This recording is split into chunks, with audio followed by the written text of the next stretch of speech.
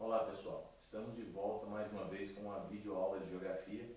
O tema de hoje é Primavera Árabe, um tema extremamente importante para os vestibulares e para o Enem. Mesmo depois de 2 anos dos primeiros protestos, ainda acontecem instabilidades naquela região. Eu começo a aula primeiro mostrando para vocês o que é considerado o mundo árabe, que foi onde aconteceram esses protestos e conflitos.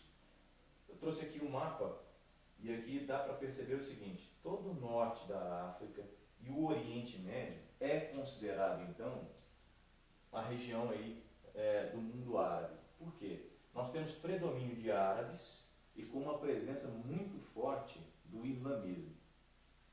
Esse mapa que foi extraído da revista Época, ele traz inclusive como legenda o impacto das manifestações, onde está em vermelho o impacto foi grande, laranja médio e amarelo o impacto pequeno. Eu vou destacar aqui na aula de hoje principalmente os acontecimentos da Tunísia, da Líbia, Egito, Síria, Iêmen e Bahrein, além da Jordânia, é claro. Então, assim, a primeira dica que eu dou para vocês é que, quando for estudar o tema, coloque o mapa ali dessa região do seu lado, porque é importante você saber também a localização de cada um desses países. Por quê? Porque, às vezes, uma questão do vestibular, ela traz um mapa com uma região achurada e te pede uma análise daquela região. Então, você tem que saber onde ficam esses países que eu afirmei.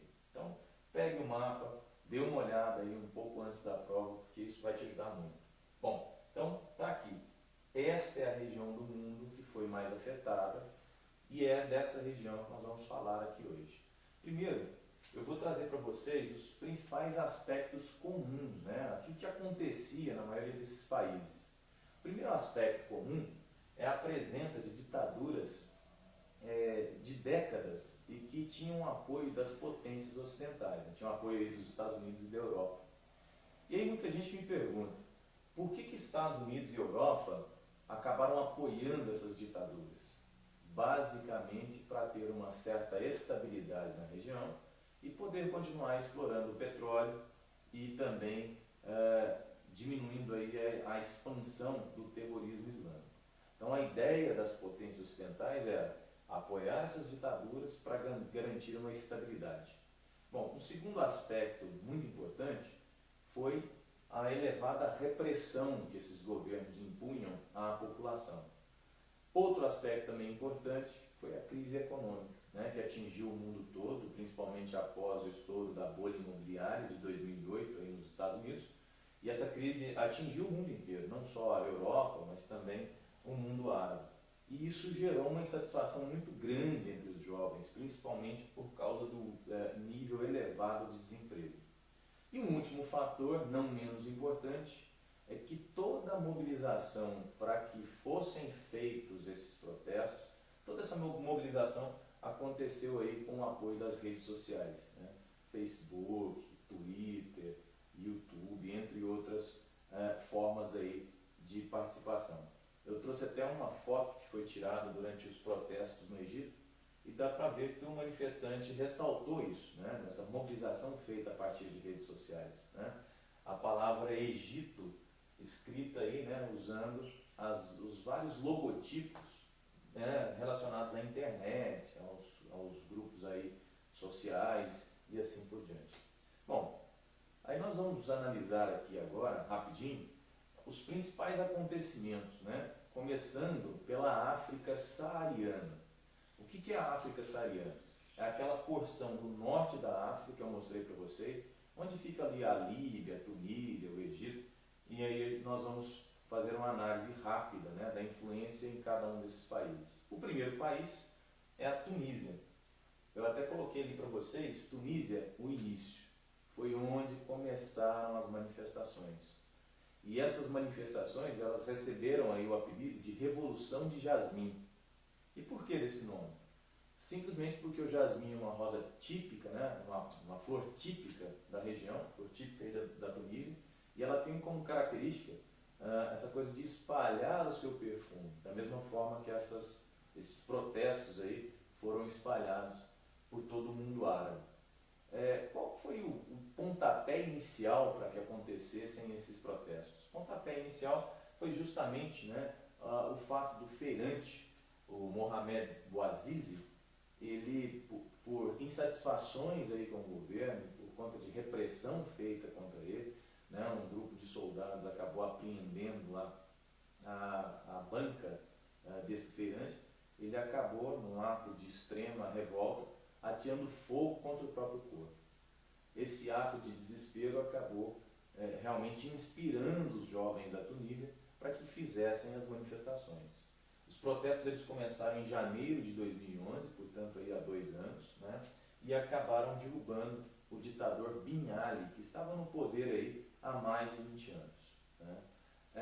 A Tunísia hoje ela está sob um governo transitório, né, que vive aí uma certa instabilidade. Né. O governo aí de Moncef Marzouki vive em instabilidade por quê? Porque o grupo formado aí por políticos islâmicos acaba tendo alguns confrontos, né, com o partido do Marzouki, que é um partido considerado laico. Então, infelizmente, mesmo depois de tantos protestos, né, mesmo depois de toda a luta da população, a Tunísia ainda não conseguiu se estabilizar, certo? Um outro país, e esse talvez tenha tido, né, a maior influência, já que o Egito é um país assim, que exerce influência diante de todo mundo árabe, foi então no Egito, né, o grande acontecimento foi a tomada da Praça Tahrir, né, foram várias pessoas para a praça, né, acamparam, fazendo protestos, e o que culminou com a famosa Marcha de 1 milhão, né, no dia 1º de fevereiro de 2011. Tá? O que acontece ali é que o Hosni Mubarak acaba caindo, né, no dia 11 de 2 de 2011, colocando fim a uma longa ditadura que tinha o apoio dos Estados Unidos também, principalmente porque o Mubarak havia dado continuidade aos acordos aí para manter uma certa paz com Israel. Israel que é um grande aliado dos Estados Unidos ali no Oriente Médio, tá certo? Então, terminou com a queda do Mubarak, eles já realizaram eleições, quem assumiu foi o Mohamed Morsi, né? E recentemente, isso aí é bem recente mesmo, agora em janeiro de 2013, recentemente tem acontecido aí algumas manifestações contra o governo do Morsi. Quais são as justificativas? São 2, que é bom lembrar para esses vestibulares desse ano. Primeiro, a população reclama muito da ampliação dos poderes do executivo, portanto, a ampliação dos poderes do Morsi, e também a população não islâmica tem reclamado da feitura, da elaboração de uma Constituição que privilegia os islâmicos. Então, na verdade, estes são os 2 grandes motivos aí para esses recentes protestos junto ao Egito. Então, o Egito também, mesmo depois de 2 anos, mesmo depois de ter eleito um novo presidente, ainda enfrenta, né, uma série de manifestações. Bom, um outro país também que nós percebemos aí uma influência muito grande no cenário internacional é a Líbia, mas principalmente por ser um grande produtor e exportador de petróleo. A Líbia tinha lá o ditador Gaddafi, né, que ficou aí durante quase 4 décadas no poder, e que ele conseguiu isso justamente por uma aproximação com o Ocidente, com os Estados Unidos, com a União Europeia. E por quê? Como é que ele conseguiu essa aproximação? Primeiro, vendendo petróleo, lógico, garantindo aí uma certa estabilidade interna para que isso fosse feito, e segundo, combatendo o terrorismo islâmico, tá certo? Então, diante disso, ele conseguiu se aproximar do Ocidente, conseguiu se manter no poder durante muito tempo. Tá? Quando começaram os protestos, a ONU pediu a renúncia e ele, mais do que depressa, disse: olha, daqui não saio, eu só saio daqui como um mártir, eu só saio daqui morto. Né? O que acontece? Os rebeldes foram para as ruas, dominaram a parte leste primeiro, foram caminhando, até chegar num ponto quase insustentável, inclusive cortando o fornecimento de petróleo, E aí a OTAN, a Organização do Tratado do Atlântico Norte, que é uma espécie de braço armado da ONU, acabou intervindo.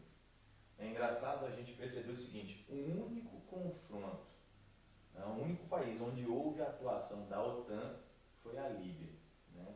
E aí é importante a gente fazer uma análise um pouco mais crítica, por quê? Porque a Líbia é um grande fornecedor de petróleo para as potências ocidentais.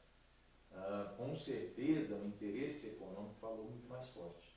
Então a OTAN resolveu agir ao lado dos rebeldes e acabaram derrubando, né, o ditador Gaddafi, tá certo? Gaddafi foi morto ali pelos rebeldes e hoje nós temos um governo transitório, né? Esse governo transitório aí, nós temos, na verdade, um presidente do parlamento, o Youssef, e o primeiro-ministro, o Keyib, né? Esses dois aí estão liderando esse governo de transição, pelo menos por enquanto.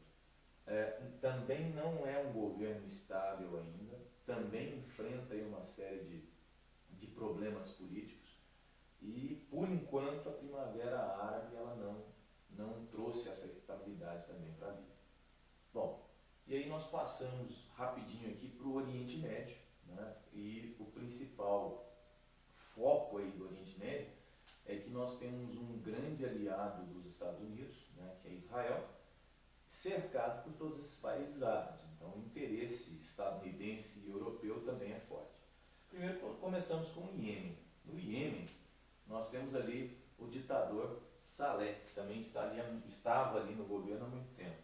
Eu trouxe um mapa aqui para vocês para mostrar mais ou menos a localização do Iêmen, que é um país que é pouco falado, então por isso eu resolvi colocar aqui para vocês.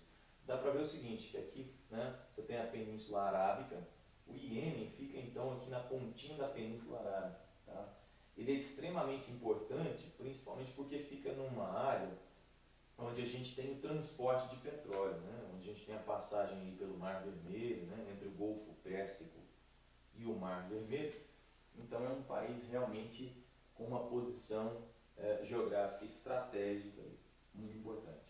Bom, o que o vestibulando tem que lembrar aí em relação ao Iêmen? Primeiro, nós temos dois problemas, que eu coloquei até com a letra A aqui, ó. Letra A, separatismo do Sul. Né? Nós temos ali alguns rebeldes xiitas que pretendem separar, né? Se separar do restante do Iêmen. E o segundo problema é que a Al-Qaeda já até declarou essa intenção de transformar o Iêmen, né, numa nova base de operações dentro da Península Arábica. Tá? Então é evidente que Estados Unidos e União Europeia se preocupem, né, com esse país. Recentemente nós tivemos aí vários pedidos de reformas sociais a partir de 2011 e aí isso acaba coincidindo, né, com a queda do Saleh e o Mansur Mansur al-Hadi acabou assumindo a presidência desse país. Né? Por enquanto o governo ainda está no início, ainda está se desenvolvendo e nós não temos notícias ainda, né, não temos como fazer uma previsão se esse governo vai conseguir se estabilizar ou não, certo? Bom, a Jordânia é um país também extremamente importante para esse cenário internacional, porque ela faz aí fronteira, né, com o Estado de Israel. Boa parte do Estado de Israel, da parte leste, faz fronteira com a Jordânia, além também, né, da região da Cisjordânia, que existe uma disputa aí entre palestinos e israelenses. Bom, na Jordânia nós temos o rei Al-Hussein, que acabou gerando uma série de protestos com a população, já que durante esse período de crise econômica, onde ele teve que fazer vários cortes de gastos públicos, ele e a família real, mesmo diante dessa crise, estava ali com as ostentações que eram peculiares. O que acontece?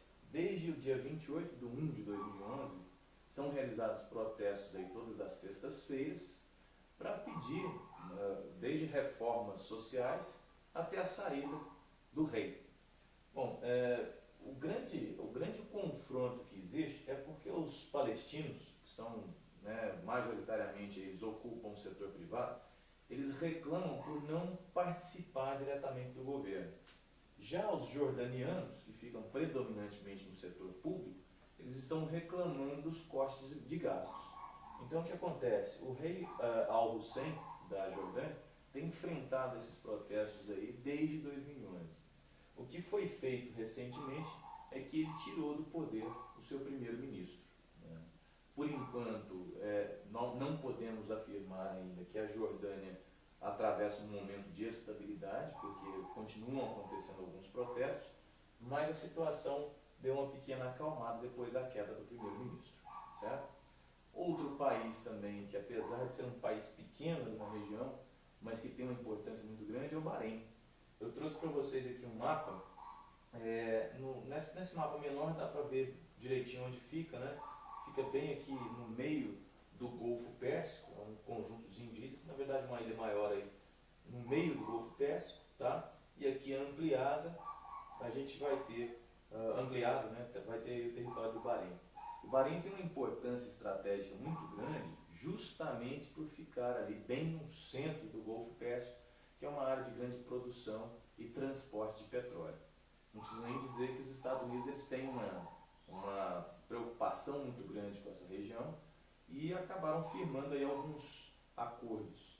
Tanto é verdade, né, que o rei Al-Khalifa ele permite ali a presença da 5ª Frota Naval dos Estados Unidos, tá? Essa 5ª Frota Naval está ali para proteger o Golfo Pérsico, né, e o Oceano Índico.